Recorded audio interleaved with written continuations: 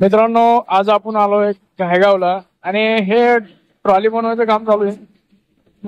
जवळजवळ आपण आता मोजून घेऊ किती सपोर्ट आहे. 18 सपोर्ट दिसत आहे जवळजवळ.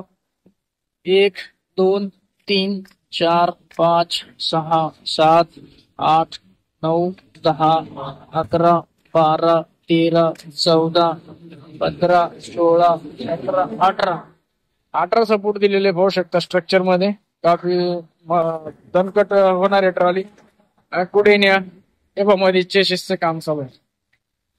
हे ट्रॉली हे बळीराजा मिनी पावटेल वगैरे आपल्याला बनवून मिळेल अशा प्रकारे. चेसिस आपली वेल्डिंगची क्वालिटी पण फार छान आहे.